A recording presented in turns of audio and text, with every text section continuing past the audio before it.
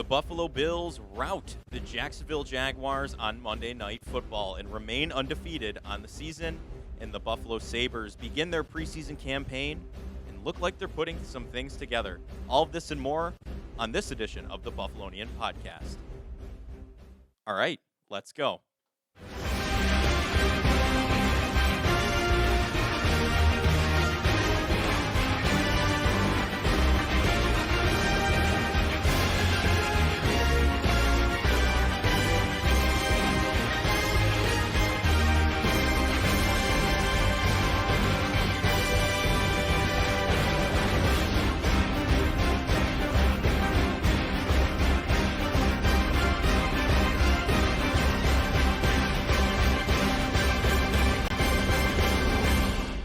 We are back with the Buffalonian Podcast. I'm Joe Callie. As always, I'm joined by none other than Dom Loss. And Dom, whoa, what do we have to talk about here today? The Bills rout the Jaguars. They destroy them on Monday Night Football. And the Sabres are putting, two positive preseason performances together. I get it, the preseason pledge. You don't want to get too excited. But, it's hard not to be when Buffalo sports are officially back. And the Sabres are getting close to their regular season beginning. So, in Prague.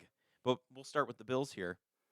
Talk about a beatdown. Was that a football game or was that, that's like those videos you see, those memes, right? Where it's like my uncle 7 beers deep playing with the little kids on Thanksgiving, backyard football. That's what we just watched. Last night. Old mascot games where the mascots used to beat up the kids. Yes, the mascot games where they're just stiff-arming kids out of bounds, everything. So that's essentially what we watched last night. There's a lot to get to. Base thoughts, though. What a game. Yeah, as dominating of a win as you could have in the National Football League. It was over at halftime, pretty much. 34-3. Yes. Yeah, definitely. I shouldn't say surprising because Jacksonville was bad the first 2 weeks, but as Ed Oliver would say, weird times 8. Yeah, in the same sentence, by the way, within the same minute. But it's true. There was a lot of weird, strange outcomes, with Jacksonville and Buffalo the last couple of years, and I think that definitely made it a little uneasy going into the game, just because there's just been weird stuff happening between these two teams when they match up together. But we both predicted a double-digit Bills win, and I'm happy to say that we both got that one right. So. Yeah, me too. I was really worried we were going to have an Ed Oliver weird game again. So the trap game worries went out the window. As soon as the Bills really just got rolling and took it. Well, especially because the Bills were off, 11 days? Yeah, they had an extended bye week. They were tapered and rested for this one. Well, I think that's kind of hard to kind of mentally reset. You kind of have a mental reset already 2 weeks in the year. So to be to be able to be engaged and start off the way they did with 5 straight touchdowns. And then the field goal, so 6 straight scoring drives. It was pretty impressive stuff yesterday, and it makes it a lot more enjoyable to talk Bills when they have these kinds of performances like they've been having, especially the last 2 weeks. Yeah, and last season we were always worried about them not starting early, and every game minus the first one they have started. Yeah, minus the first game when they were down 17-3 at the end of the. That game really started after halftime, so then they started. If you think about it, they were down 17-3, and since then. I think it's been 75-21 Buffalo on the cumulative scoreboard between the three opponents. So right, just a very impressive last 10 quarters of football that the Bills have been playing, and let's hope they keep it rolling because they got 3 road games now in a row. It's weird to be kind of a month off from playing at home now, not even being on a bye, but definitely 3 tough road games going up, including now Baltimore on Sunday night, but. Yeah, short week, but we're not here to talk about them. No, that's for betting on the Bills this Friday. But you said roll, so let's go ahead. Let's roll the highlights. Joe's most valuable plays coming up for you right here. It's Touchdown Central. Touchdown Central. We're gonna start it off here. James Cook rolls out to the left there, dives right into the end zone, gets things started for the Bills. Got the job done, and you might think James Cook put up a heck of a performance last week. He did so this week as well. Allen drops back here with a 3:30 left in the first quarter, avoids some pressure. Spencer Brown, some blocking there. Finds Dalton Kincaid in the back right corner of the end zone. Got Kincaid involved on the scoring. That's huge. That's what we've been waiting for, essentially, with these guys, right? To really get them involved and go. Here we go. Second quarter, 6:22 left. Josh Allen finds Keon Coleman down the field on a deep pass. Oh, the chills went down the spine. The chills went down the spine. First touchdown is a Buffalo Bill. First career touchdown in the NFL. Can't help but be excited. Later in the quarter, 2 minutes, just before the 2-minute warning, Khalil Shakir, you think he's going down, you think he's going out of bounds. Nope, he bumbles into the end zone, rumbles, bumbles, stumbles right into it, takes a big hit going into the end zone. But the Bills essentially, this is still, they're putting up a full game stat line in the first half, so you can't really complain. And that wasn't the end of it. With 24 seconds left in the first half, Josh Allen takes the snap. He looks. He finds running back Ty Johnson. Gets in for a touchdown. Everybody got a piece of that pie. Spreading the wealth was the moral of this game. 34-3 at halftime. Now we're in the fourth quarter. Next time the Bills would score a touchdown. Mitch Trubisky hands it off to Ray Davis. That was already, like you said, the game was out of hand already, and that was that right there. Ray Davis gets in on the scoring action. Trevor Lawrence here, defensive highlight, because how could we not include this one? Trevor Lawrence just airmails it right to DeMar Hamlin. The connection between Lawrence and Hamlin can't be denied at this point. Gets his first career interception on a Monday Night Football game just a couple years after enduring that horrific incident against the Cincinnati Bengals. Whoa. There was a lot there. Everyone got a piece of that pie, right? So I can't complain. It's been 3 games, and we have yet to have a game with no highlights. So I can't complain. I mean, what do you think? They're 3-0. So they're 3-0. Yeah. So, and hopefully they stay that way this weekend. Like you said, heading into Baltimore, we'll have more on that for you on Friday with our betting on the Bills episode. But I mean, all those names: Cook, Kincaid, Keon Coleman, Shakir, Ty Johnson, Ray Davis. What is going on here? Like, how do you defensively game plan against that? There's no way. Well, I think Deion Dawkins said it best in an interview of Colin Cowherd today of that, in the past, defenses kind of could have predicted where the ball was going to go. Stephon Diggs, Gabe Davis, all those kind of, when they had those kind of alpha people in the wide receiver room, Cole Beasley in the slot. Like now, it's just kind of, it could go to you have to defend every blade of grass now against this team because you don't know who's the plays drawn up for. Josh is being patient, so if it's not there, he's willing to check it down. And these guys have been very good, after the catch, which we've been talking about forever about them kind of adapting that kind of mindset. So, yeah, it's definitely it was an interesting game from, showing the NFL a different way that the Bills can be you. The first 2 games kind of running the ball, then Josh kind of a Superman against Arizona, running the ball down Miami's throat. They come up, he throws 22 or 28 passes. Yeah. I think 263. I think James Cook only had 6 carries in the first half too. So if you look at that kind of discrepancy, I think they only had 7 carries to running backs in the the first half compared to 28 pass plays, and then Josh had a couple scrambles. So yeah, Allen actually led the running back room. Yeah, with rushing yards. Yeah, so it was a very interesting game. I do have to give a lot of credit to my brothers Patrick and Ronald. They went to say hello to Dalton Kincaid on Saturday, got his signed jersey and all that. There you go. And they talked to him, hyped him up for Monday night. What'd they say to him? Do we have the conversation anywhere or no? We don't have it recorded, but Patrick, I assume there was a raw in there. Patrick was pretty amped, gave him some good encouragement, and then Ron gave him one crisp dap up. So just think Ron gave him the touchdown powers, and yeah, they transferred over. Yeah, so all credit to those guys. Yeah, doing their 1/11th as fans. Yeah, the fans have to support, and those two right there. I mean, fans of the fans. Honestly, at this point, that's what we are. But yeah, the Bills again show out in prime time. MVP. We'll talk about that. Maybe it might be in your down 5. I might have just spoiled it. I don't know the down 5 going in, but listen, the Bills, they keep this up. No question in my mind. They've got what it takes. But you heard what you heard what's coming next. What time is it for? Waiting all day. For the down 5. Going off to number 1. So, I was thinking about the down 5, my Bob Blue smile there. I didn't want to be super repetitive because, recently been a little repetitive. So I decided to put one take in just about, the opposing team. I just think T-Law is Garbo. Yeah. He's been playing like garbage. For some reason, Jacksonville decided to pay him a year early because he's only in year 4. They could have waited until he actually got in the 5th-year option because he was a first-round pick. So now he has 7 years technically left on his contract, and they're paying him now $55 million a year coming up.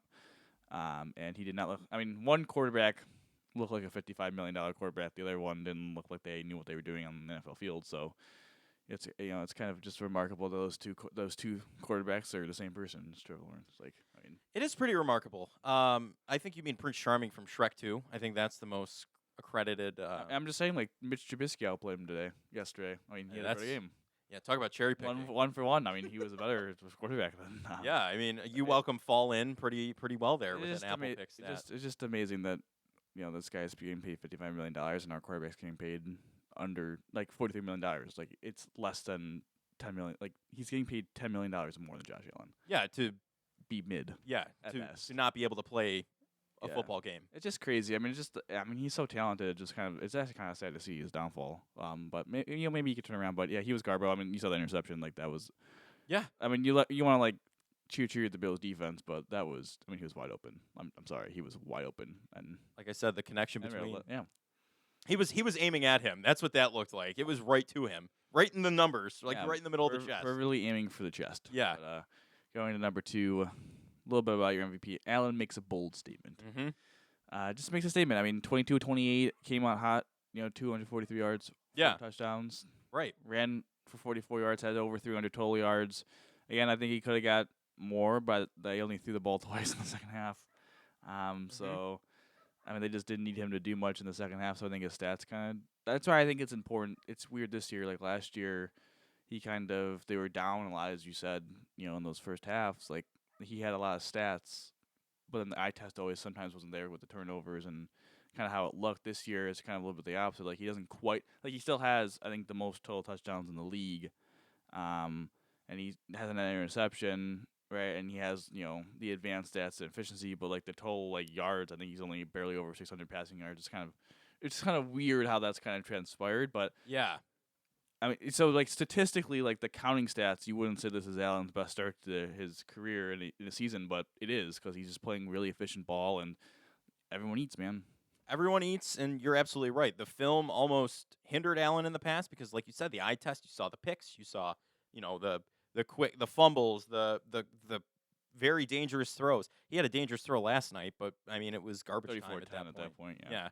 But I mean, this is I believe first time in his career he's gone the first 3 games without an interception. Mm-hmm. So that is, I mean, he's making his MVP campaign nice and early in the season, and he's in the limelight alone right now because Mahomes has not had the best start. He's the favorite now. He is. Yeah, I think he's plus 200. I think he overtook plus 225. So, mm-hmm.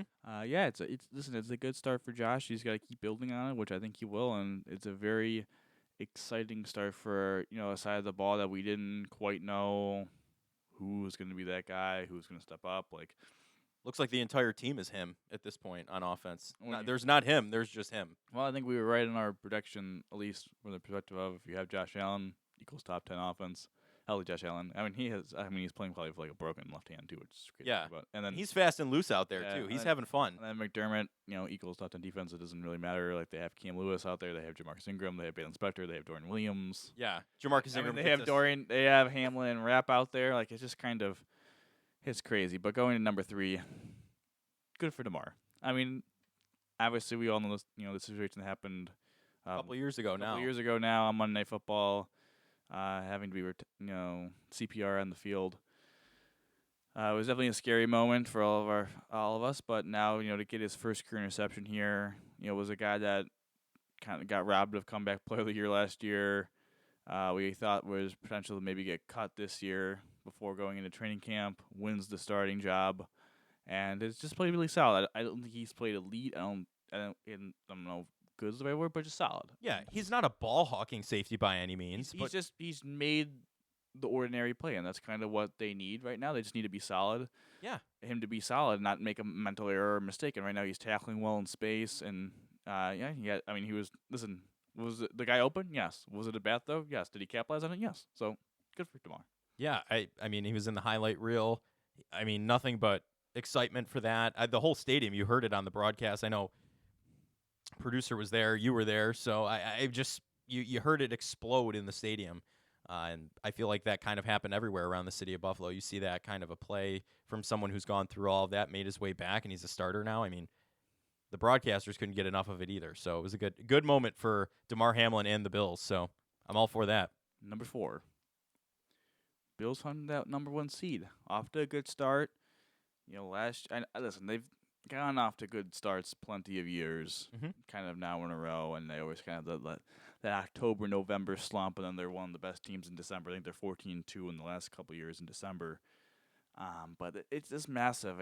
Is this the year that the Bills finally get that 1 seed? They haven't been able, obviously, ever since the Bills have been good since 2020, there's only been 1 bye, right? They got rid of the first and 2 seeds getting byes and having 6 seeds. Now they added that extra wild card game. The extra team took out the bye, so now the 2 seed has to play, and they've been the 2 seed. I think now 3 times. In 2020 they were the 2 seed. Yeah. 2022 and 2023. I think 21 they were the 3 seed. Right, but and then last year it was either 2 seed or you're not in the freaking playoffs. Somehow that happened. Yeah, so that was kind of weird. But yeah, I mean, it's just the year that they finally get that 1 seed. They get the bye. They get the hey, you had to come to Buffalo. I know they kind of got wanted a little bit last year of having the Chiefs come to Buffalo, but they would have had them travel to Baltimore. They would have won. So it would be interesting. If the Bills can keep this going and finally get that bye, so they're well rested going to the divisional round, and they get the lowest seed in the divisional round. They take that next. I shouldn't say the next step because they've been there, but it's been since 2020 that they've been in the AFC Championship game. 3 straight years in divisional loss. They take that step back to the AFC Championship game, and then you get to host it in Buffalo. I think would be a massive. Can you imagine a last hurrah for the Highmark Stadium currently, right? Because we're in the last couple years of it. Last 2 years, and yeah. So I think that'd be massive, and I think that's something to follow. Because they're 3-0. The Steelers are 3-0, but I don't think the Steelers. I don't understand they aren't good, but I just think they're going to be another. They're kind of winning off defense. Yeah. Kind of just their offense being really conservative, not making mistakes. I don't know if they're going to be around there to be the 1 seed, and really it's kind of right now looking like it's going to be between Buffalo and Kansas City maybe in that pecking order. So it'd be nice to get that 1 seed. It would be, yeah. And like you said, the Steelers, their defense is kind of what's putting them in the position now, and the Chargers just had no one healthy, so you lost Herbert halfway through the game pretty much. So, yeah, the Steelers, they're going to be the Mike Tomlin non-losing season record again, I would say, and that's that. But yeah, Bills Chiefs, it's going to come down to it again, and hopefully the Bills get the 1 seed. I would love it. Then the 5th and final down 5. No 6 today? Maybe a 6. Mm-hmm. What's with the random McDermott hate? I just don't. I really don't understand it. I think. I understand some of it. You could point at what has happened the final game of the last couple of years, their losses in the playoffs. Yeah. Sure. If you're gonna get upset about that, sure, that's cool. I shouldn't say that's cool, but I don't know. I just don't dwell on it. That's all I could say. understand that, right? And all the other stuff with all the article that came out, the 9/11 stuff, I think that's just that was that moment. He publicly apologized for it. At this point, it's water under the bridge. Sure. He's whatever. So I wouldn't really worry about it. But then I just get frustrated with the fact of I'm listening to GR on the way home because I want to listen to Sean McDermott's press conference. Yes. And Sean McDermott in his press conference in his opening statement says something like, "Hey, Keon Coleman, I don't know, was he benched? He was just benched the first quarter." Yeah. I couldn't remember if it was a serious thing, but it just happened to be too serious that he didn't play. Right. So I think it was just the first quarter. For being late to something, or we don't. Again, he didn't specifically say what it was, but I would assume it's a team meeting or whatever. And the next caller gets on. I'm not gonna say his name because that'd be rude, and just goes, "Yeah, before I say anything that I was actually gonna say, I just gotta say, McDermott, man, this is why I can't deal with McDermott. You win 47-10, and then he just pulls this Keon. He just says this Keon Coleman being late. What a mood killer. And I just want, dude, that's the. I'm sorry, but do you know how this business works? It's sports communications. You need to get ahead of the chains there a little bit. Yeah. Everyone knows who was watching the game was man, why is Keon Coleman not out there? Mm-hmm. This is your most snapped wide receiver the first 2 games. MVS, who people thought potentially could have been cut. Cut, but healthy and active. Mm-hmm. There was people I'm kind of surprised that Mike Edwards was healthy scratched over MVS. Right. And then all of a sudden MVS, the first 2 drives, is getting a lot of snaps, and Keon Coleman's getting nothing. So, of course, even though they won 47-10, like, one of the first questions in that press conference, if he didn't say anything, was going to be like, hey, like, what was that? Like, why was Keon Coleman not out there? And then he would have had to explain, right? And then it probably wouldn't have been a good answer. But he got ahead of it, said, hey, he was late. It was an opportunity to learn. He's a great kid. You learned from it. We're ready to move on. And then when he got asked about it later in his press conference, he said, like, hey, I'm just not getting into details. I discussed it. It was a learning opportunity, right? And then you don't have to look like you were hiding something. Like, Right, let the coach coach. yeah, At that point. So it was smart to do that. And then he gets like criticized. I don't know. Yeah. I just thought that was dumb. And then I don't know. Some of the some people are still complaining about how much they run the ball. And then like they threw the ball so much today, and they're like, why don't we just do that all the time? It's like, well, it's matchup dependent because the Jags decided with a banged up secondary they were just going to continue to play man coverage and get shredded. So yeah, it's just frustrating. And then again, the whole he's a defensive coach, he's conservative. Well, he just won for it like twice in the first quarter. On a 4th and 3 at like midfield. It wasn't like it was 4th and 1. It was putting your team in jeopardy if you don't get it. It wasn't like the Jaguars where it was like 4th and 1 or whatever, and they just like ran it or QB sneak. Like it was 4th and 3. Like they threw the ball. Like, The only thing I can see, and again, I'm not hating when I say it or when I said it on here a couple weeks ago. Just in some moments, he doesn't coach to win, he coaches not to lose. That's the only thing I can see anybody the field goal thing. Having any grounds so far this season to really rip him about anything, and not even rip. That's just like, let's make a comment about that and set it away, because he's been aggressive. He's played to win games since then. Like, I don't know. Like, that was a week 1 thing when they didn't have their best game, and since then, I've had no problem. So, yeah, let the coaches coach. That's all it has to be. They're not going to – sorry, fantasy managers. They're not going to have Josh Allen throw for 30-plus points every week. If the game script says run, they're going to run the ball. It was successful. Miami, Josh Allen didn't need to throw the ball. James Cook just took that game and said, you know what, I got it. And so did the defense. So it's not a coaching thing. It's just what's going to win you the game. They're not worried about your fantasy team. Sorry about that. But they're not. They're not worried about your bet cashing in. They're not. Speaking of fantasy team, we did have a bonus. Dom 5? Yep. Oh, boy. All my homies hate Zach. Yeah, I knew it. I knew you were going to mention something. I won't get into specifics. I might get into specifics on betting on the Bills, but I'll just say this, that I was up by 2 points in a fantasy league, and the only thing I didn't need to have happen was Zach Moss score a touchdown. Of course, he scores a 1-yard touchdown with 30 seconds to go, and I lose. So all my homies hate Zach Moss. Yeah, why wouldn't that happen? I mean, we all hate Zach Moss anyway. Hate is a very strong word, but I mean, yeah, it also was kind of just funny that he's an ex-Bill. That didn't work out. And yeah. Kind of has some success with Indianapolis and now, which is good for him. Like, good for you, but I mean, I like the running backs we have here now. I very much like the running backs we have here now, including Ray Davis. All three had tutties. All 3 had tutties. 1 was a receiving touchdown. Mm-hmm. Ty Johnson, dual threat? I think so. Again, ecstatic. Couldn't be happier with the Bills' performance. Great Dom 5, by the way. Thank you. As usual. Josh Allen had a 90.3 QBR. As he should. You know what his pass rating was? What? Guess. 158.3 is the perfect pass. 158.3? Yeah. What did he go? 23-30. 23 to 30? Mm-hmm. 130 something? 142.1. I just don't understand. I don't know what the See, okay. How many times has he gotten a perfect one? I know a couple times, right? Once or twice? He didn't get one in the playoff game against the Patriots. Yeah, that's right. That was a big thing. I do remember that. I do remember I brought that up very angrily. But yeah, listen, they didn't run the ball particularly effective. I mean, Ty Johnson had some nice carries. He had an 18-yard carry and 2. So I mean, they didn't have to run the ball effectively because they just threw the ball, and they threw the ball all over the yard, and they did. To all different kinds of receivers. I mean, I think 10 was the final tally. 10 different receivers were active in catching passes in the game. And 5 had 3 catches or more. So yeah, just really protect, obviously, then 4 different touchdown recipients. Clear secure, 6 catches on 6 targets.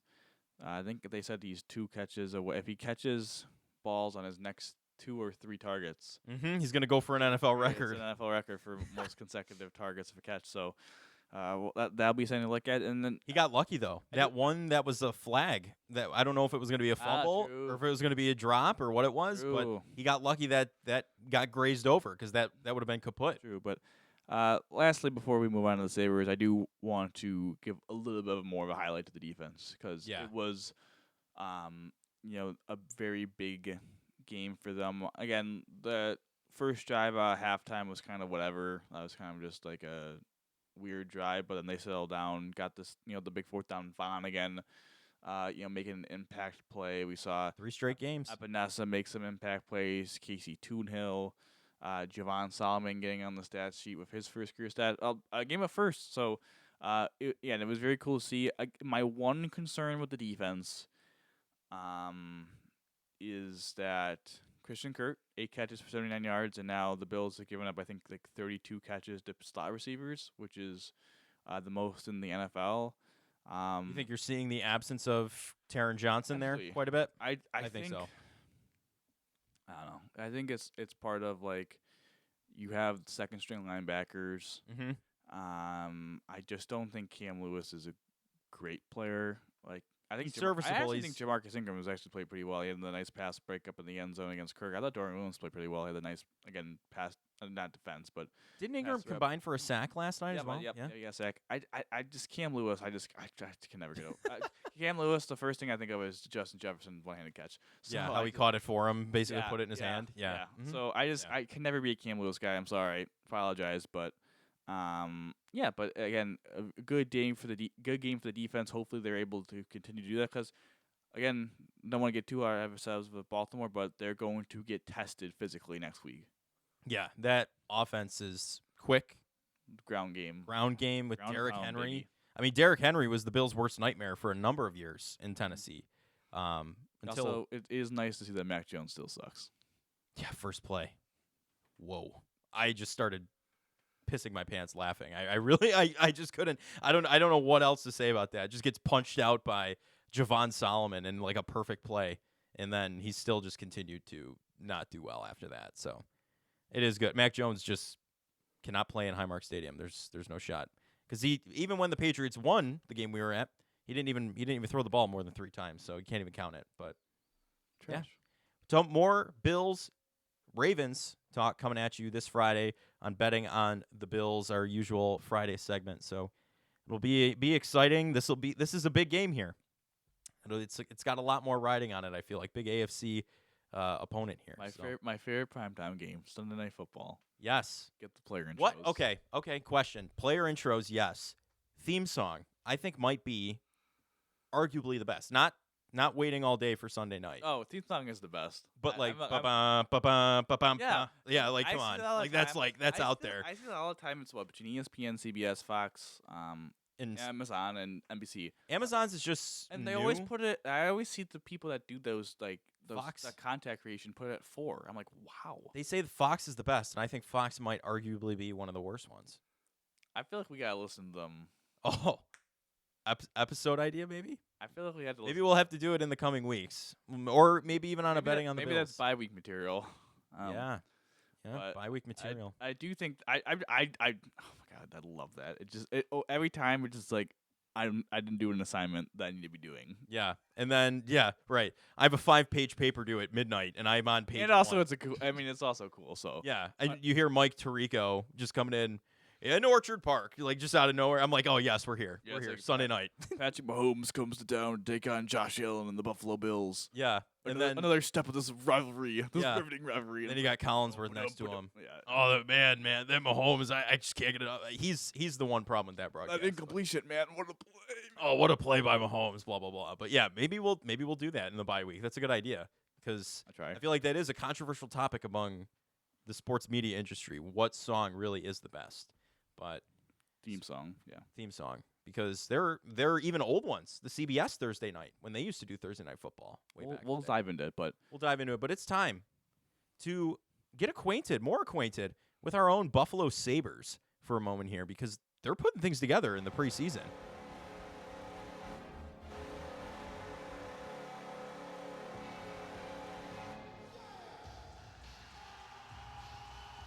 Oh yeah. going to be hearing that goal horn, I think, a lot this season. I would hope so. You're hearing it a lot in the preseason if they're home. 7-3 against Pittsburgh and 6-1 last night. Right? Yeah, last night. They played right before the Bills. Just got to love it. I just love that Sabres hockey's, like, coming back, too. And the vibes are here, right? And that's all this is how it was going into last regular season. Remember the vibes were there? Then they weren't. I didn't feel the vibes were there last. No? No. We were excited, though, because remember they came off the 1-point deficit from the playoffs? I think you're forgetting how much you and I were very skeptical. You and I were both. we? Yeah, you and I. I'm thinking like right after the season ended. Right after the season, I think when we were in training camp, we're like, this seems like it was just like because they kept talking about, and they didn't add anything. Yeah, yeah. They kept talking about, oh man, we were 1 point out, and I was like, this is not the same season anymore. Like, yeah, like I think it's time. Yeah, and then they were just dead for the first 10 games, and they just never recovered. Yeah, I think it got to a point last season where we were like, you know what, Sabres just lost. They were not winning. They were not losing. They were just up, down, down the entire season. I think we stopped talking about them for a couple pods because we were just like, no, because they were just terrible. But Lindy Ruff, I mean, could be bringing in the return of the vibes. The vibes, the return. There's an episode titled that. I don't know what the Roman numeral was, but the return of the vibes. Lindy, seeing him on the bench is pretty cool, and he's on that mural as a player too. Yeah, it's pretty cool that they did that. Yeah, I didn't know they were doing that. So I saw Pete Gwelly, the COO of the Bills and Sabres, the new one. He posted changes coming or something like that, and the picture of the tunnel. So it looks cool. I mean, the jumbotron looks great. Actually, I know I haven't really physically. It didn't drop this one, so that's good. True. We haven't physically been there to see it yet, but definitely excited to see it. It's definitely that. I mean, everyone who's worked there that I've talked to has said that it is very big, and I was like, okay, well, I guess. It's like the Buffaloes. It's like the Buffaloes in the Bills Stadium, the new Bills Stadium. Everyone wants to know how big the Buffaloes were. On the outside. Yeah, and then they're only like 16 feet.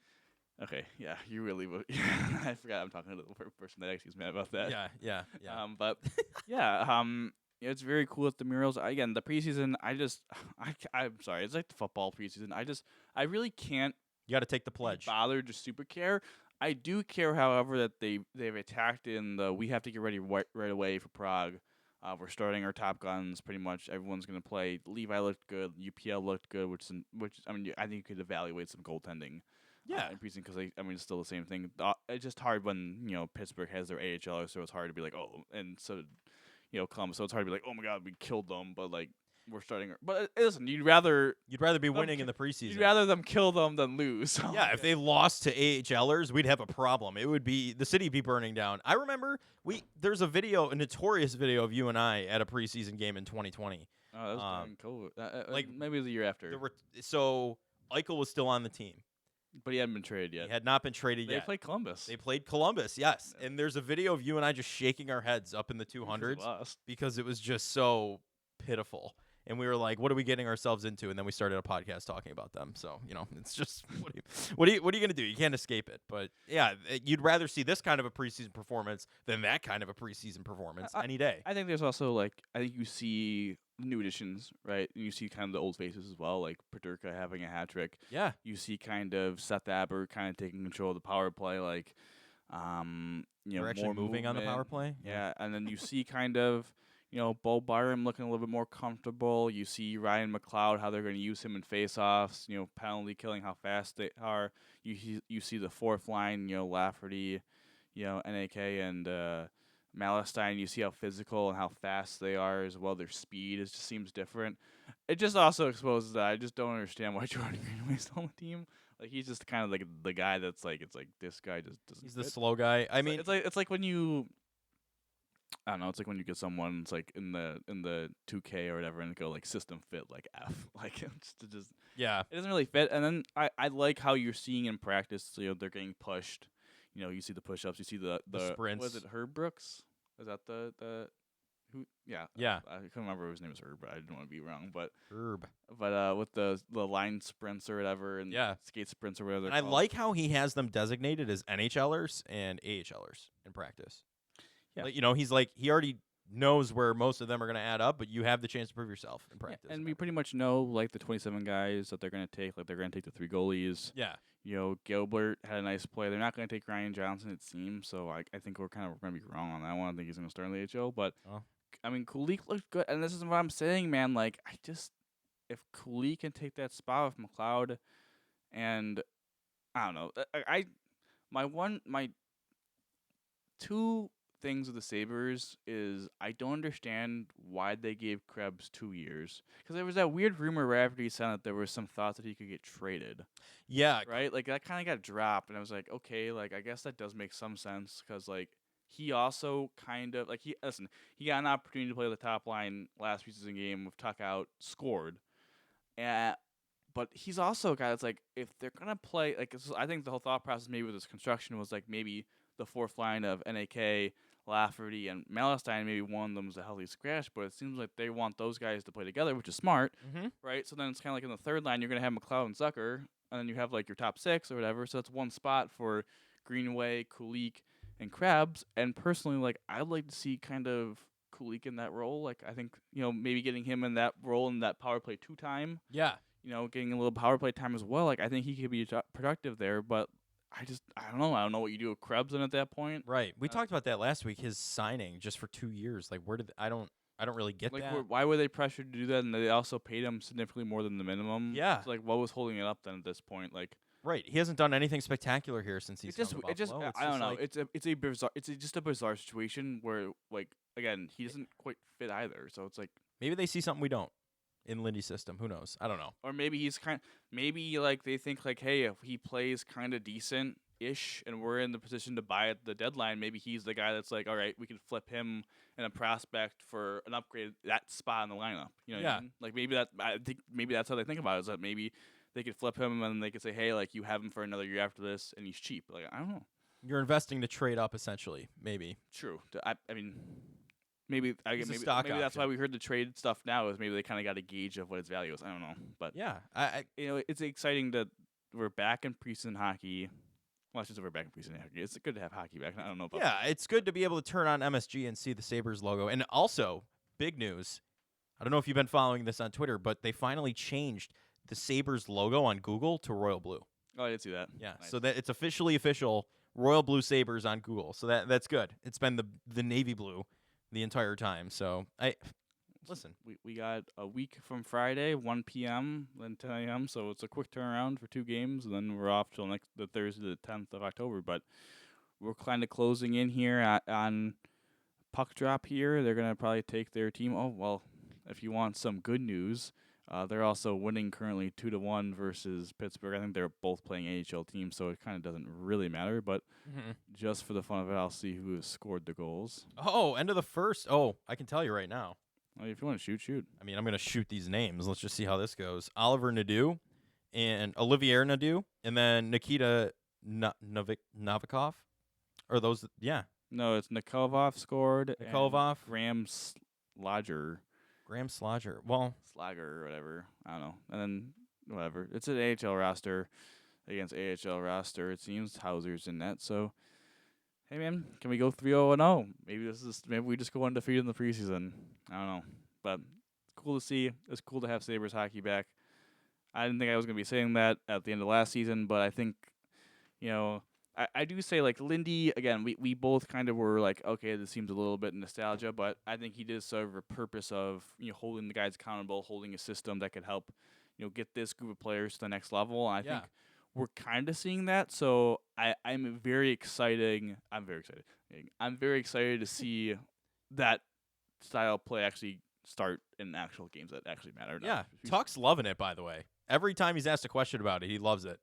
So, that had to have been a dream for him, though, to be coached by Lindy Ruff. I mean, yeah. Growing up in Syracuse, right? Like, coming from there, doing everything. So, it's the vibes. Will they stay? They're back now, but will they stay? That is the question. The Sabres have a history on this show of having a lot of questions with no answers. Will we have answers this season? Over under how many answers? What do you think? Well, there's so many questions, man. I mean, how many questions do we have? Like, thinking off the top of your head, what is your most burning question, I guess, going into Prague to start out the season, like what is like your That's a good question. what are you thinking like is the biggest question mark with the Sabres right now? Because you see the power play moving a lot I more. really have two. What's your Am I allowed to cop out here? Or Yeah, go for two, whatever you want. Go for two. Go Be fine, aggressive. Be aggressive. Yeah, Sean McDermott. Yeah. I'll have two. I think one is, does the offense kind of return to form from 2 years ago, not last year? Like, does Tage kind of, that kind of the Tage Cousins, kind of guys that took a step back offensively last year. And then two, I think this might be one, but I don't know. But two, like I a think 1A, 1B. two, I think is goaltending from the perspective of if UPL is able to build off last year and Levi is able to be a really productive backup, like if you're telling me I'm going to get 82 games of mostly good goaltending and the offense kind of returns that, and you fix it on the power play, like I think that's a playoff team. So if you're going to tell me right now that we're going to get another UPL season similar to what he had last year and Levi takes a step to being an actual like 1A, 1B, like I think that's massive for their ceiling to get to the playoffs. Yeah, and I mean, mine is very similar to your second one. It's the goaltending. UPL has had a history of being hot and cold with this team, right? Last season, he really exploded. He got his money. He got his contract in the offseason. Well-deserved after that season. They put a lot on him, too. He was playing a lot of games for them. So can he, like you said, build off of it? Can he even repeat that? That's my biggest question with the Sabres here. But their offense, I hope, is a return to form.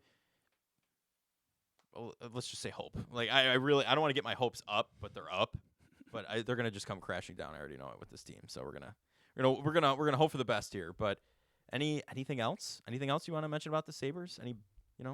No, I don't get anything else. All right. Well, that's going to do it for this edition of the Buffalonian Podcast. Again, betting on the Bills is coming up this Friday for the Bills-Ravens game. That should be a good one. So if you want to hear us try and preview it, with our picks or whatever you want, tune into that. Mooch, our producer, thank you very much for all you do for the show, both before, during, and after. Dom, how do you always end these, buddy? Go Bills, baby. Go Bills.